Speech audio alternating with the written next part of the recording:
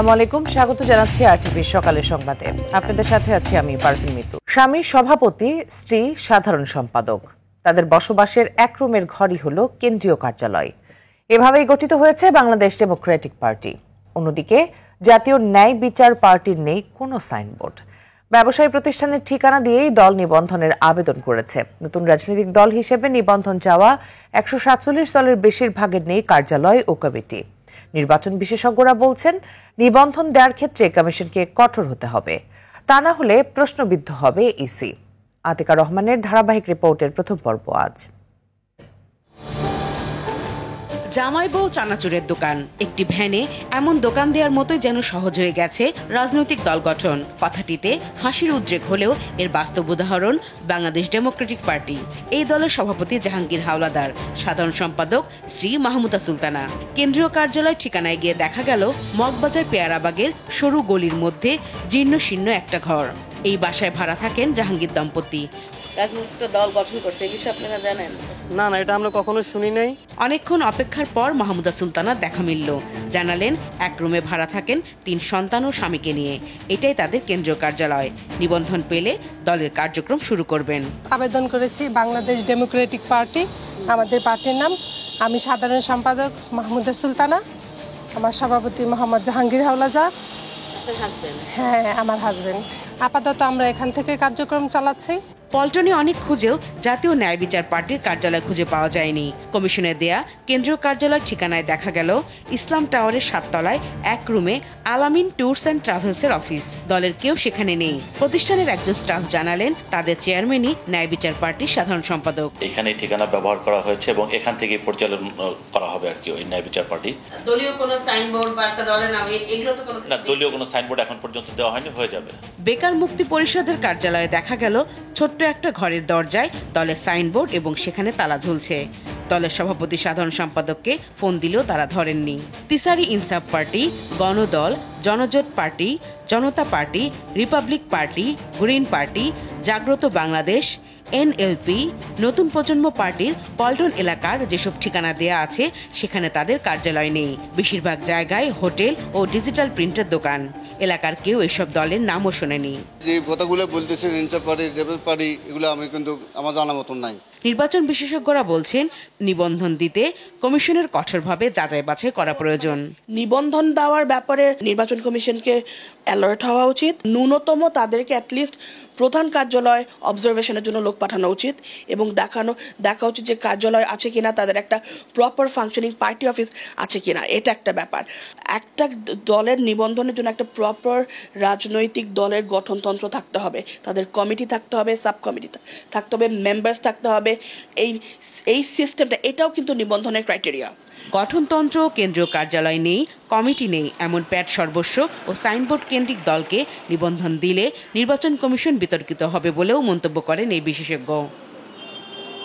Atika Rahman, RTV, Dhaka. চুয়াডাঙ্গার আলমডাঙ্গায় truck চাপায় school ছাত্র সহ 2 মোটরসাইকেল আরোহী নিহত হয়েছেন। বৃহস্পতিবার রাতে আলমডাঙ্গা উপজেলার নওদাপাড়ায় ইটভাটার কাছে ওই দুর্ঘটনা ঘটে। পুলিশ জানায়, কুষ্টিয়ায় চিকিৎসক দেখিয়ে রাতে বাড়ি ফেরার পথে নওদাপাড়ায় ইটভাটার কাছে বিপরীতমুখী ট্রাকের সাথে তাদের মোটরসাইকেলের মুখোমুখি সংঘর্ষ হয়। এতে গুরুতর আহত হন তারা। স্থানীয়রা তাদেরকে উদ্ধার করে আলমডাঙ্গা শহরের একটি ক্লিনিকে নিলে সেখানে কর্তব্যরত চিকিৎসক তাদের মৃত ঘোষণা করেন। এদিকে একই দিনে বিকেলে চুয়াডাঙ্গার দামুরহুদায় বিদ্যুৎস্পৃষ্ট হয়ে 2 ভাই নিহত হয়েছেন। পুলিশ জানায়, গোয়ালে গবাদি পশুর জন্য বৈদ্যুতিক মেশিনে বিচুলি কাটার সময় বিদ্যুৎস্পৃষ্ট হয়ে আহত হন তিনি। তার ভাই বাঁচাতে গেলে তিনিও বিদ্যুৎস্পৃষ্ট হয়ে আহত হন। পরিবারের লোকজন তাদের উপজেলা স্বাস্থ্য কমপ্লেক্সে নিলে কর্তব্যরত চিকিৎসক তাদেরকে মৃত ঘোষণা করেন।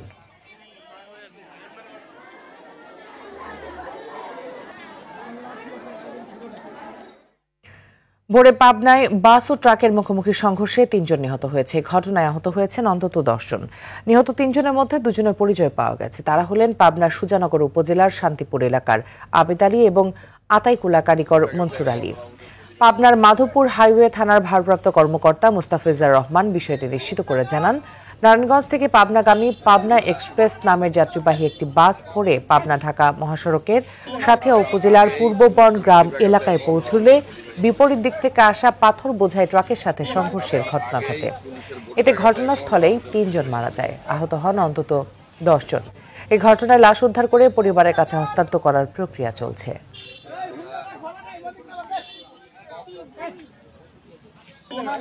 আগেই পুলিশের বডি ব্যাগ আছে, এখন ওরা ওদের বডি ব্যাগ ওখানে।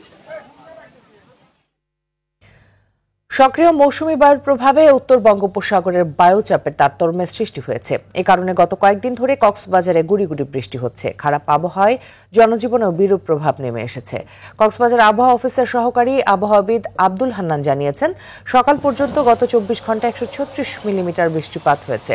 উত্তর বঙ্গোপসাগর, বাংলাদেশ উপকূলীয় এলাকা ও সমুদ্রবন্দর সমূহের উপর দিয়ে দমকা ও ঝোড়ো হাওয়া বয়ে যেতে পারে। চট্টগ্রাম, কক্সবাজার, মোংলা ও পায়রা সমুদ্র বন্দরকে 3 নম্বর স্থানীয় সতর্ক সংকেত দেখাতে বলা হয়েছে। উত্তর বঙ্গোপসাগরে অবস্থানরত মাছ ধরার নৌকা ও ট্রলার সমূহকে পরবর্তী নির্দেশ না দেওয়া পর্যন্ত উপকূলের কাছাকাছি এসে সাবধানে চলাচল করতে বলা হয়।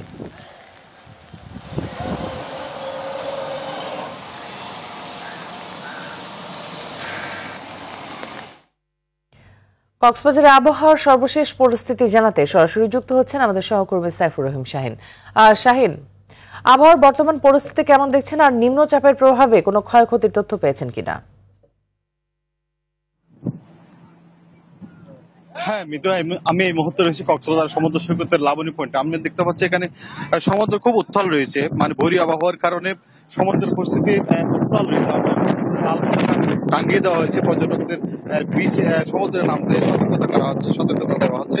তো এখানকার যে গত 24 ঘন্টা আপনি যেটা খবরে বলেছেন 136 মিলিমিটার বৃষ্টিপাত হয়েছে। এখনো বৃষ্টি অব্যাহত রয়েছে, তবে এই মুহূর্তে বৃষ্টি কম। আকাশে মেঘ জমে আছে এবং উত্তর বঙ্গোপসাগরের যে ট্রলারগুলো রয়েছে সমুদ্রের মাছ ধরার, তো সেগুলো কাছাকাছি থাকতে বলা হয়েছে। তো জনজীবনে প্রভাব পড়েছে খারাপ আবহাওয়ার কারণে। সমুদ্রে স্থানীয় মানুষেরা, পর্যটকদের তেমন উপস্থিতি আমরা দেখতে পাচ্ছি না। তো মোটামুটি জনজীবনে একটা বিরূপ প্রভাব খারাপ আবহাওয়ার কারণে আমরা দেখতে পাচ্ছি।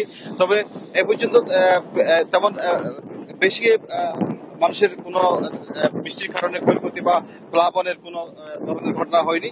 তবে বায়ু রয়েছে, বায়ুর কারণে সমুদ্রে যে বেশি মানুষ ঘুরতে আসে মানুষগুলো তারা এখানে উপভোগ করছেন, যে খারাপ আবহাওয়ার যে বাতাসগুলো উপভোগ করছেন এবং তারা সমুদ্রে অবস্থান করছেন। এ পর্যন্ত গুমোট আবহাওয়া অব্যাহত রয়েছে। তো পরবর্তী নির্দেশ না দেওয়া পর্যন্ত সমুদ্রের কাছাকাছি ট্রলারগুলোকে থাকতে বলা হয়েছে। মিতু, এ হচ্ছে কক্সবাজার থেকে আমার আবহাওয়ার সর্বশেষ তথ্য। শাহিন, অসংখ্য ধন্যবাদ আপনাকে আমাদের সাথে যুক্ত হবার জন্য। বাজারে সবজির দাম আগের তুলনায় কিছুটা বেড়েছে। বেশিরভাগ সবজি এখন কেজিতে 60 থেকে 80 টাকার উপরে।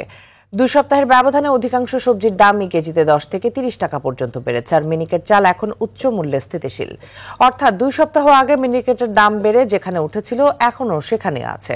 3 সপ্তাহ ধরে বাজারে সরু তথা মিনিকেট চাল বিক্রি হচ্ছে বাড়তি দামে। মূলত কোরবানির ঈদের পরেই চালের দাম হঠাৎ বেড়ে যায়। এ সময় খুচরা পর্যায়ে প্রতি কেজি মিনিকেট চালের দাম 5 থেকে সর্বোচ্চ 8 টাকা পর্যন্ত বেড়েছে। বাজারে ব্রয়লার মুরগি ও ডিমের দাম অবশ্য তুলনামূলক কম রয়েছে। এছাড়া ঈদের পরে চিনি এবং কয়েক ধরনের ডালের দামও কমেছে।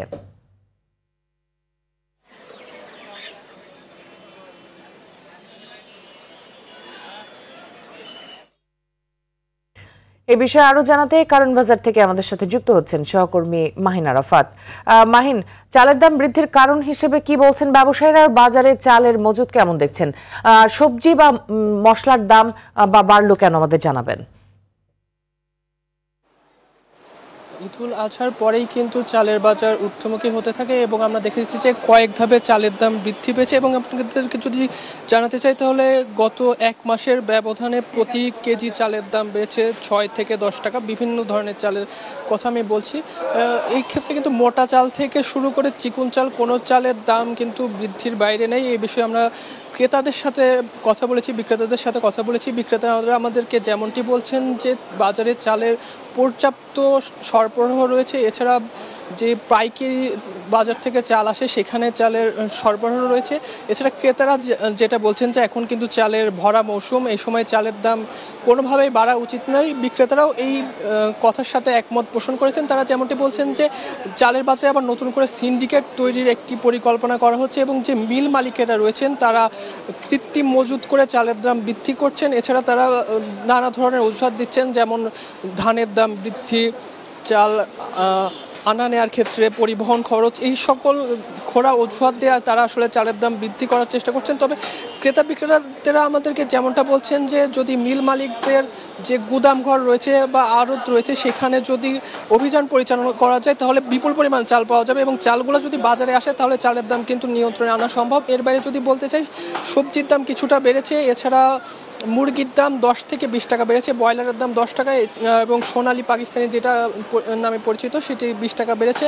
বস্তার বাজার মোটামুটি স্থিতিশীল রয়েছে। তবে যদি তেলের দামের কথা বলি, তেলের দাম স্থিতিশীল থাকলেও ব্যবসায়ীরা আমাদেরকে যেমনটি বলছেন যে তেলের যে পাইকারি বাজার খাতুনগঞ্জ, সেখানে তেলের দাম বাড়ানোর কিছুটা আভাস তারা পেয়েছেন।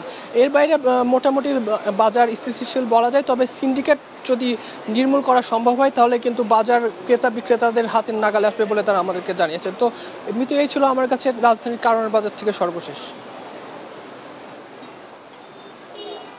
মায়ের অসংখ্য ধন্যবাদ আপনাকে আমাদের সাথে যুক্ত হবার জন্য। বছর জুড়ে কম বেশি ডেঙ্গু আক্রান্ত রোগী ভর্তি হয় হাসপাতালে, তবে সবচেয়ে বেশি প্রকোপ থাকে বর্ষা মৌসুমে। বৃষ্টি জমে থাকা পানি থেকে এডিস মশার লার্ভার বিস্তার সারা দেশে, তাই ভয় ও শঙ্কার সময় জুলাই থেকে সেপ্টেম্বর পর্যন্ত। তবে এবার আগে ভাগেই চোখ রাঙাচ্ছে ডেঙ্গু, প্রতিদিনই বাড়ছে আক্রান্ত ও মৃতের সংখ্যা। যদিও এর অন্তত 3 গুণের বেশি রোগী বাসা বাড়িতে কিংবা বিভিন্ন বেসরকারি হাসপাতালে ডেঙ্গু আক্রান্ত হয়ে চিকিৎসা নিচ্ছেন। এমন বাস্তবতায় ডেঙ্গু পরিস্থিতি সরকারের শঙ্কা বাড়াচ্ছে। একই সাথে শঙ্কা বাড়াচ্ছে চিকুনগুনিয়াও। বর্তমানে ডেঙ্গু, চিকুনগুনিয়া, ইনফ্লুয়েঞ্জা সহ 4টি ভাইরাসের উপস্থিতি দেখা যাচ্ছে, যে কারণে অনেকে সাধারণ রোগ ভেবে বাসায় থাকছেন। দেরিতে হাসপাতালে আসা স্বাস্থ্য ব্যবস্থাকে জটিল করে দিচ্ছে মত চিকিৎসকদের।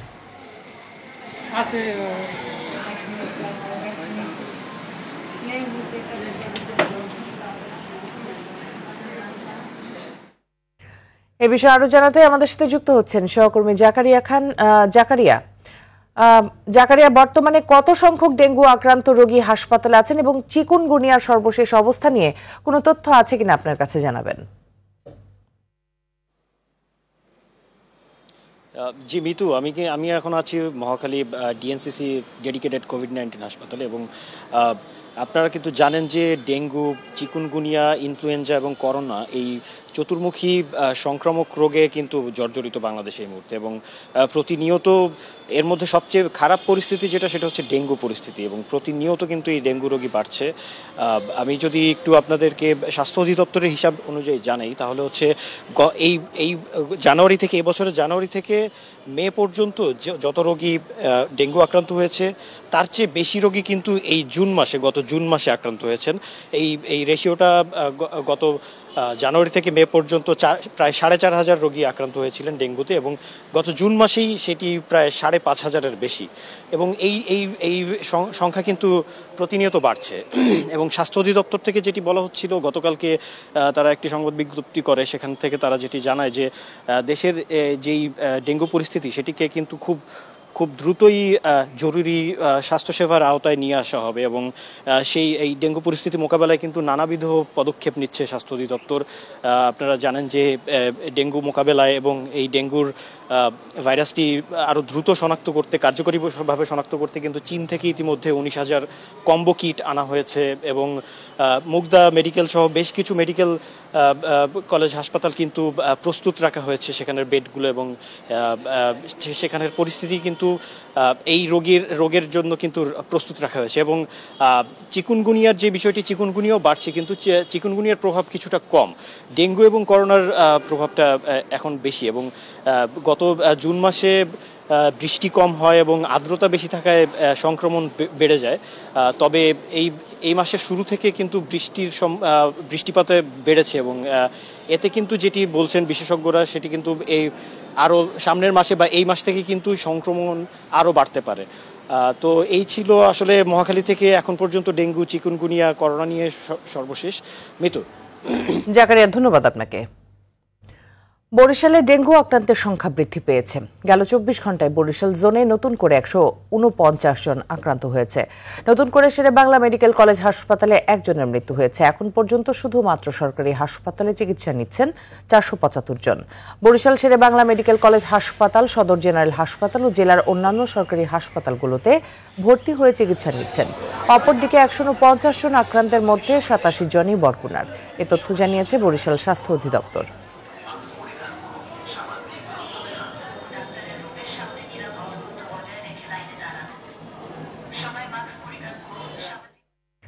এ বিষয়ে আরো জানাতে বরিশাল থেকে আমাদের সাথে সরাসরি যুক্ত হচ্ছেন সহকর্মী আরিফুল ইসলাম।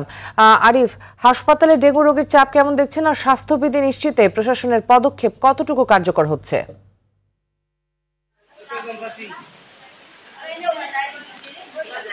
জি মিতু, ধন্যবাদ আপনাকে। আসলে ডেঙ্গু রোগীর চাপ সামলাতে পারছে না এখন গোটা বরিশাল স্বাস্থ্য বিভাগ। আমি এখন দাঁড়িয়ে আছি বরিশাল সদর জেনারেল হসপিটালে। এই কক্ষটি সাধারণত খালি থাকে ম্যাক্সিমাম সময়, কিন্তু আপনি দেখেন যে প্রতিটি সিট কিন্তু রোগীতে ভরা, এবং আজকে যেহেতু শুক্রবার, গতকাল বৃহস্পতিবারই কিন্তু অধিকাংশ রোগীকে ছাড়পত্র দেওয়া হয়েছে মেঝেতে যারা ছিল। তো সেক্ষেত্রে এরকমের ছোট ছোট প্রতিটি কক্ষেই কিন্তু প্রচুর পরিমাণে রোগী ভর্তি রয়েছে। এসে শুনলাম একটাই, তাদের হচ্ছে যে ডেঙ্গু অথবা করোনা শনাক্তের প্রভাব নিয়ে অনেকে এখানে জ্বর কিংবা হাসি সর্দি কাশি নিয়ে বিভিন্ন ধরনের সিমটম নিয়ে আসলে এসেই তারা দ্রুত এখানে ভর্তি হয়।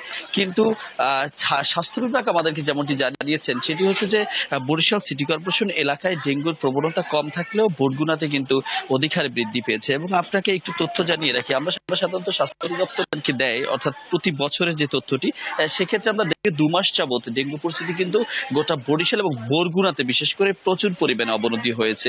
এখন পর্যন্ত প্রায় 13 জনের মতো মৃত্যুর সংবাদ আমাদের কাছে রয়েছে গোটা বরিশাল জোনে, এর মধ্যে 8 জনই কিন্তু বরগুনাতে। এটি শুধু কিন্তু বরিশালেই মৃত্যুর ঘটনা ঘটেছে, কিন্তু বরগুনা থেকে অন্যান্য রোগীরা অন্যান্য যে স্থানে, অর্থাৎ বিশেষ করে ঢাকায় যারা স্থানান্তর হচ্ছে চিকিৎসার জন্য, সেখানেও কিন্তু মৃত্যুর সংবাদ রয়েছে। তো সেক্ষেত্রে বরগুনার অবস্থা অত্যন্ত ভয়াবহ। অপরদিকে যদি একটু বরিশালের তথ্যটি আপনাকে দিতে চাই, বিভাগীয় শহর বরিশালে এখানে যেহেতু কোনো জনপ্রতিনিধি নেই, সিটি কর্পোরেশনের দায়িত্বে রয়েছেন এখানে বিভাগীয় কমিশনার, তিনি প্রশাসক হিসেবে দায়িত্ব পালন করায় বরিশালের ডেঙ্গু পরিস্থিতি নিয়ন্ত্রণে তিনি যথেষ্ট ভূমিকা পালন করছে। ফলে বরিশালে কিন্তু ডেঙ্গু পরিস্থিতি অনেকটাই উন্নতি ধারণ করেছে। আর বরিশালের গত 24 ঘন্টায় 149 জন আক্রান্ত হয়েছে, এর মধ্যে অধিকাংশই বরগুনাতে। সব মিলিয়ে যেটি বলতে চাই সেটি হচ্ছে যে স্বাস্থ্য বিভাগ বারবারই বলছেন প্রতিটি মানুষকে সচেতনতা এবং স্থানীয় যে প্রশাসন তাদেরকে মশক নিধনের কার্যক্রম দ্রুত গতিতে এগিয়ে নেওয়া, এটি পারে হয়তোবা ডেঙ্গু পরিস্থিতি কিছুটা হলেও নিয়ন্ত্রণ রাখতে। জি, ধন্যবাদ আপনাকে। শিক্ষার্থীদের দাবির তোয়াক্কা না করে হাইকোর্টের দেয়া কোটা ফিরিয়ে আনার রায় 2024 সালের 4 জুলাই বহাল রাখে আপিল বিভাগ। এর প্রতিবাদে আরও ফুঁসে ওঠে শিক্ষার্থীরা। দেশব্যাপী তীব্র হয় আন্দোলন। 6 ঘন্টা অবস্থান নিয়ে শাহবাগ থেকে নতুন কর্মসূচি ঘোষণা করে রাস্তা ছেড়ে দেয় আন্দোলনকারীরা। সেদিনের কিছু কথা তুলে ধরছেন সাকিবুর রহমান। 4 জুলাই 2024 সকাল থেকে আপিল বিভাগের রায়ের অপেক্ষায় আন্দোলনরত শিক্ষার্থী সহ সারা দেশ। আদালতের কার্যক্রমের শুরুর অল্প সময়ের মধ্যে রায় ঘোষণা করে আপিল বিভাগ। শিক্ষার্থীদের দাবির বিপরীতে বহাল রাখে কোটা পদ্ধতি ফিরিয়ে আনা হাইকোর্টের রায়। দাম্ভিকতার সঙ্গে তৎকালীন প্রধান বিচারপতি ওবায়দুল হাসান বলেন, রাজপথে আন্দোলন করে আদালতের রায় পরিবর্তন করা যায় না। রায় ঘোষণার পরপরই সকাল 11:30টায় ঢাকা বিশ্ববিদ্যালয় থেকে মিছিল নিয়ে শাহবাগ মোড়ে অবস্থান নেয় শিক্ষার্থীরা। চাকরিতে কোটা সংস্কার দাবিতে দিতে থাকে বিভিন্ন স্লোগান। 6 ঘন্টা শাহবাগে অবস্থান কর্মসূচি পালন করে শিক্ষার্থীরা। তাদের সঙ্গে ঢাকা কলেজ, ইডেন সহ রাজধানীর বিভিন্ন কলেজের শিক্ষার্থীরাও যোগ দেয়। সায়েন্স ল্যাব মোড়ে অবস্থান নেয় ঢাকা কলেজ, আর নীলক্ষেত মোড় বন্ধ করে আন্দোলন করে ইডেন কলেজের ছাত্রীরা। হাইকোর্ট আপনার নট টুডে, অর্থাৎ আজকে হবে না, আগামী সপ্তাহ কিংবা পরের সপ্তাহ, তখন আমরা আবার সবাই গ্যাদার হই এবং আমাদের মধ্যে একটা বিক্ষোভ তৈরি হয়। তখন সারা দেশে মোটামুটি এটা সাধারণ শিক্ষার্থীদের মধ্যে, মানে আমরা শুরু করার সাথে সাথে আপনার সারা দেশে বিভিন্ন শিক্ষা প্রতিষ্ঠানের শিক্ষার্থীরাও তাদের যে আশেপাশে যে সড়ক, মহাসড়ক, ক্যাম্পাসগুলো আছে সেগুলোতে তারা অবস্থান করে। এদিন ঢাকা আরিচা মহাসড়ক অবরোধ করে জাহাঙ্গীরনগর বিশ্ববিদ্যালয়ের শিক্ষার্থীরা। ময়মনসিংহে বাংলাদেশ কৃষি বিশ্ববিদ্যালয়ের শিক্ষার্থীরা 2 ঘন্টা রেল লাইন বন্ধ করে অবরোধ করে। একই দাবিতে কুয়াকাটা বরিশাল মহাসড়ক 5 ঘন্টা অবরোধ করে বিক্ষোভ করে বরিশাল বিশ্ববিদ্যালয়ের শিক্ষার্থীরা। দেশ জুড়ে ছড়িয়ে পড়া আন্দোলনে রাজশাহী বিশ্ববিদ্যালয়ের শিক্ষার্থীরা বন্ধ রাখে ঢাকা রাজশাহী মহাসড়ক। ঢাকা চট্টগ্রাম মহাসড়কে অবস্থান নেয় কুমিল্লা বিশ্ববিদ্যালয়ের ছাত্রছাত্রীরা। অনলাইন ও অফলাইনে আমাদের জনসংযোগ হবে 4 দফার ভিত্তিতে। দাবি আদায়ে সেদিন 3 দিনের কর্মসূচি ঘোষণা করেন তৎকালীন সমন্বয়ক নাহিদ ইসলাম। এর মধ্যে ছিল 5 জুলাই শুক্রবার 4 দফা দাবির ভিত্তিতে অনলাইন ও অফলাইনে জনসংযোগ ও সারা দেশে সমন্বয়। 6 জুলাই শনিবার বেলা 3টায় সব বিশ্ববিদ্যালয় ও কলেজ থেকে বিক্ষোভ মিছিল এবং পরদিন 7 জুলাই রোববার সব বিশ্ববিদ্যালয় ও কলেজে ক্লাস পরীক্ষা বর্জন ও ছাত্র ধর্মঘট। ক্লাস পরীক্ষা বর্জন ও ছাত্র ধর্মঘট পালিত হবে। সাকিবুর রহমান, RTV, ঢাকা।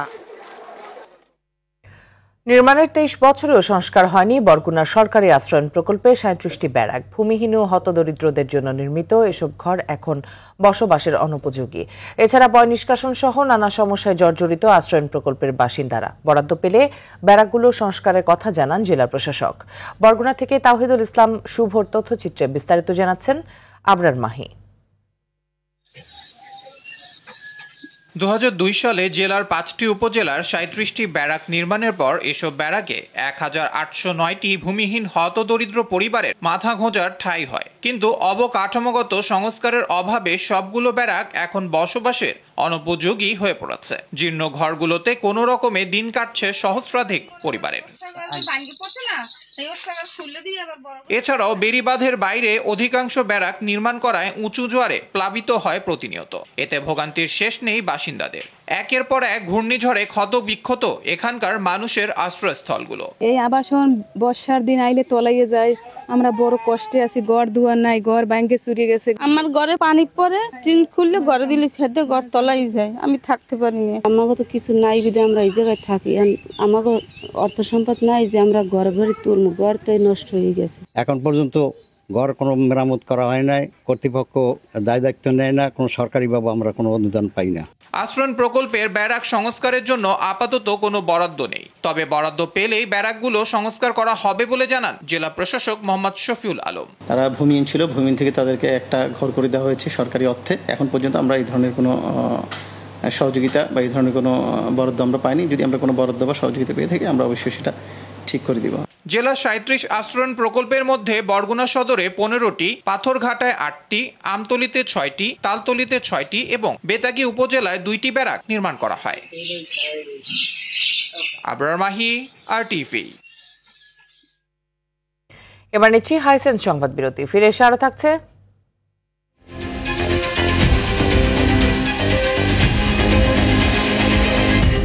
গাজায় হিরোশিমার চেয়ে 6 গুণ শক্তিশালী বোমা ফেলেছে ইসরায়েল। গত 24 ঘন্টায় 118 জন নিহত এবং আহত 581 জন।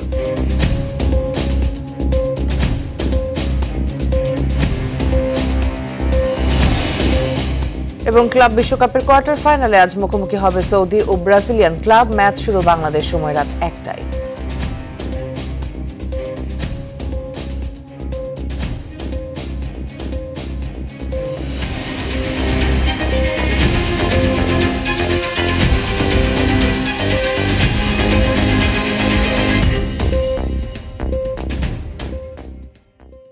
গণ অভ্যুত্থানে ক্ষমতাচ্যুত প্রধানমন্ত্রী শেখ হাসিনা, তার পরিবার ও দল আওয়ামী লীগের রাজনীতিবিদদের নামে থাকা প্রায় 1000 অবকাঠামো, স্থাপনা ও প্রতিষ্ঠানের নাম পরিবর্তন করেছে অন্তর্বর্তীকালীন সরকার।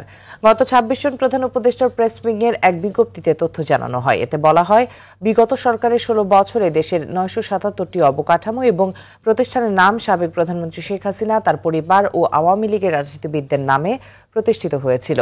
এর মধ্যে রয়েছে সেনানিবাস, বিমান ঘাঁটি, নৌবাহিনীর জাহাজ, মেগা সেতু, সড়ক, স্থাপনা, স্কুল, কলেজ, বিশ্ববিদ্যালয়, হাসপাতাল, গবেষণা কেন্দ্র সহ বিভিন্ন প্রতিষ্ঠান, যার অধিকাংশেরই নাম পরিবর্তন করা হয়েছে বলেও বিজ্ঞপ্তিতে উল্লেখ করা হয়। অবশিষ্ট প্রতিষ্ঠানগুলোর নাম পরিবর্তনের কাজও প্রক্রিয়াধীন রয়েছে।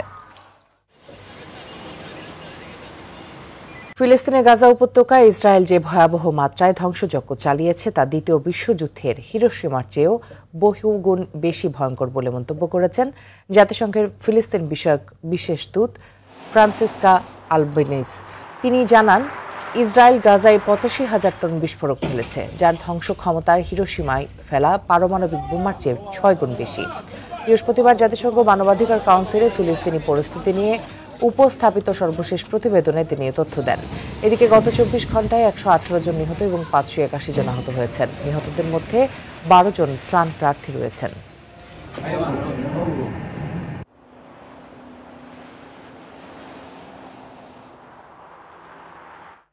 আজ থেকে শুরু হচ্ছে ক্লাব বিশ্বকাপের কোয়ার্টার ফাইনাল। সেরা 8-এর প্রথম ম্যাচে আজ মুখোমুখি হবে সৌদি ক্লাব আল হিলাল ও ব্রাজিলিয়ান ক্লাব ফ্লুমিনেন্স। আসর জুড়ে চমক দেখানো দল দুটি লড়বে আমেরিকান ক্যাম্পিং ওয়ার্ল্ড স্টেডিয়ামে। ম্যাচ শুরু বাংলাদেশ সময় রাত 1টায়। বিস্তারিত রাফি আমিনের রিপোর্টে। আল হিলাল ও ফ্লুমিনেন্স ম্যাচ দিয়ে শুরু হচ্ছে ক্লাব বিশ্বকাপের সেরা 8-এর মহরণ। ইন্টার মিলান ও ম্যানচেস্টার সিটিকে বিদায় করা দল দুটির লড়াই এখন রূপ নিয়েছে হাই ভোল্টেজ ম্যাচে। চলতি আসরে দারুণ ছন্দে আছে থিয়াগো সিলভার ফ্লুমিনেন্স। শেষ 16 ম্যাচে 2-1 গোলে মিলানকে বিধ্বস্ত করে জয় পায় দলটি। অবশ্য শুধু চলতি আসরেই নয়, ব্রাজিলিয়ান ক্লাবটি সবশেষ 10 ম্যাচ অপরাজিত, যেখানে 7 জয়ের বিপরীতে ড্র কেবল 3টি। দলটির শক্তি জায়গা শেষ মুহূর্ত পর্যন্ত হাল না ছাড়া। আসরে 4 ম্যাচে দলটির গোল 6টি, যার 3টি এসেছে 75 মিনিটের পর। প্রতিটি গোলই করেছেন ভিন্ন প্লেয়ার। বিপরীতে গোল হজম করেছে কেবল 2টি। এদিকে দারুণ ছন্দে আছে ইনজাগির আল হিলালও। এশিয়ার প্রথম দল হিসেবে ক্লাব বিশ্বকাপ থেকে কোনো ইউরোপিয়ান ক্লাবকে বিদায় করেছে দলটি। সিটিজেনদের হারিয়েছে 4-3 গোলে। তাতে টানা 9 ম্যাচে অপরাজিত দলটি, যেখানে গোল এসেছে 23টি। তবে দলটির চিন্তার কারণ হয়ে দাঁড়িয়েছে অধিনায়ক সেলিম আল দাওসারি ও আলেকজান্ডার ম্যাট্রোভিচের ইনজুরিতে ছিটকে যাওয়া। সবকিছু ছাপিয়ে দল দুটির নজর থাকবে সেরা 4-এ ওঠার। রাফি আমিন, RTV।